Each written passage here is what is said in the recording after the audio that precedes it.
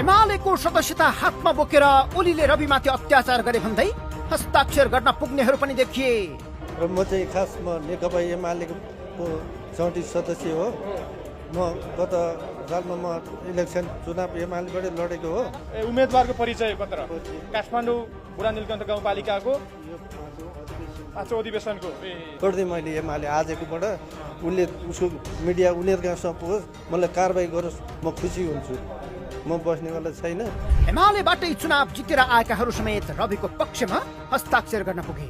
मैले पनि चुनाव जितेकै हो। वडा नम्बर 2 मा वडा सदस्य भएकै हो। एमालेबाटै वडा सदस्य हो। दिदी बहिनीहरूको सेवा नि गरेको हो हैन। तर मलाई कता कता सत्य कहाँ छ भनेर मैले चाहिँ खोज्नलाई धेरै प्रयास गरेको थिएँ। आफू खाटी कांग्रेस भएको तर पार्टी त्यागेर रविको पक्षमा हस्ताक्षर गर्न आउनेहरू पनि देखियो। अब त हटाउनै पर्छ नि। मैले भने म खाटी कांग्रेस बाउले लगाएको बाटो हिँड्नु पर्यो।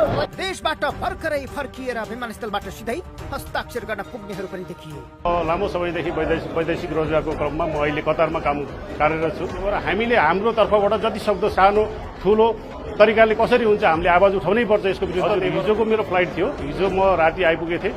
हिजो बेलुका बाहिर बसेँ अनि अहिले बिहान उठेर फ्रेस भएर पहिला नै म यहाँ पार्टी कार्यालयमा आइपुगेँ। अनि ढोकामा मकैको घोका बोकेर रविको पक्षमा हस्ताक्षर गर्न पुग्ने आमाहरू समेत देखिए।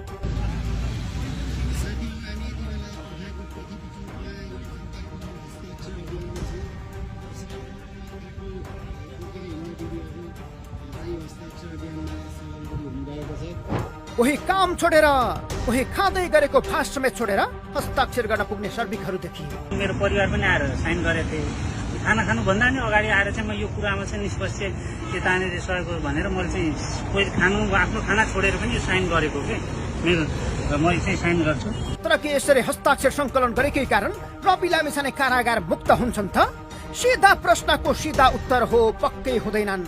यति कुरा राष्ट्रपाका स्वर्णिम वाग्ले वा डिपी अर्याल अथवा रवि पत्नी निकिता पौडेललाई थाहा नहुने कुरै भएन। तर यसभित्र गहिरो कारण लुकेको छ। सबैभन्दा मुख्य विषय अझै पनि रविको पक्षमा शक्तिशाली समर्थन छ भन्ने देखाउन राष्ट्रपाले हस्ताक्षर अभियानलाई अघि बढाएर तीव्र बनाएको छ। दोस्रो कुरा, यसलाई राजनैतिक मुद्दा बनाएको छ। यसले न्यायालयसम्मै दबाब दिने र आगामी फैसलासम्मलाई प्रभावित पार्न सक्ने बुझाइ राष्ट्रपाको देखिन्छ। न्यायालयसम्म नभए पनि कम्तीमा ठूला राजनैतिक दलहरूलाई दबावमा राख्ने र आफ्नो प्रभुत्व बरकरार बनाइराख्ने उद्देश्य राष्ट्रपाको छ। तेस्रो कुरा, हस्ताक्षर संकलनले पार्टी गतिविधि चलायमान छ भन्ने देखाउनेछ।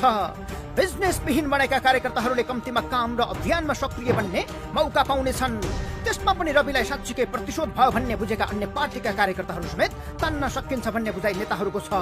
जस्तो कि माथि कांग्रेस र एमाले त्यागेर आएको बताउने व्यक्तिहरू यही बुझाइले राष्ट्रपा भित्रिएका हुन्।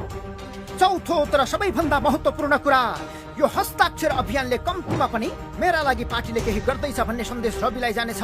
यसका लागि शुक्रबार मात्रै काठमाडौँका झण्डै 14 स्थान र देशभरका धेरै स्थानमा हस्ताक्षर अभियान चलाएको राष्ट्रपाका नेताहरू बताउँछन्। रवि पत्नी निकिता पौडेलको नेतृत्वमा शनिबार चितवनमा समेत राष्ट्रपाले हस्ताक्षर संकलन गर्दैछ। उनीहरूले यसलाई रवि लामिछानेमाथि भएको राजनैतिक प्रतिशोध विरुद्ध जनताको हस्ताक्षर भनेका छन्। त्यति मात्रै होइन, रवि विरुद्ध 5 जिल्ला सहित 8 अदालतमा चलिरहेका मुद्दा लड्न आर्थिक संकलन अभियान पनि चलाइरहेको देखिन्छ। पैसाले रवि लामिछाने छुट्नु हुन्थ्यो भने हामी धेरै छिटो छुटाउँथ्यौँ। किनभने संसारभरि नेपालीले आफ्नो लालकुर्ता ट्रकमा लिएर आएको पोखरामा चितवनमा देखिरहेको छौँ त हामीले।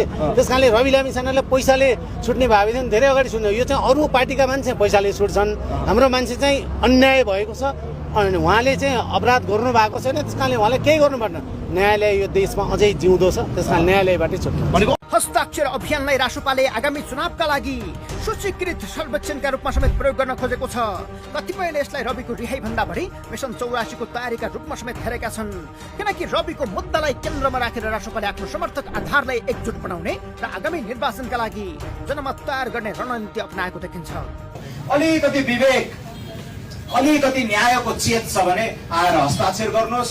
रवि लामिछानेमाथि साधिएको प्रतिशोधको लागि आफ्नो ऐक्यबद्धता जनाउनुहोस् र जुन 8800 करोड साना साना सहकारी बचतकर्ताहरूले रकम डुबेका छन्, गुमाएका छन्, त्यसलाई फिर्ता ल्याउन पनि यो अभियान अब सार्थक रूपले अगाडि जान्छ।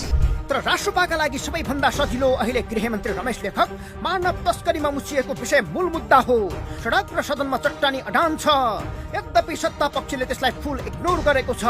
यस्तो बेला गृहमन्त्री लेखकलाई तान्ने गरी छानबिन समिति बनाउन असफल भइसकेपछि राजनैतिक रूपमा सेफ ल्यान्डिङका लागि पनि हस्ताक्षर अभियानलाई प्रयोग गरेको छ।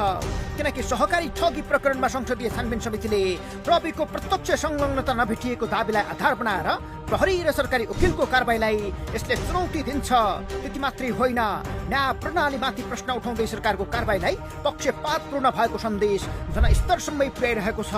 त्यसैले हस्ताक्षर अभियानको मूल्य शून्य छ वा प्रभावहीन छ भन्नु आफैमा बेकार हो।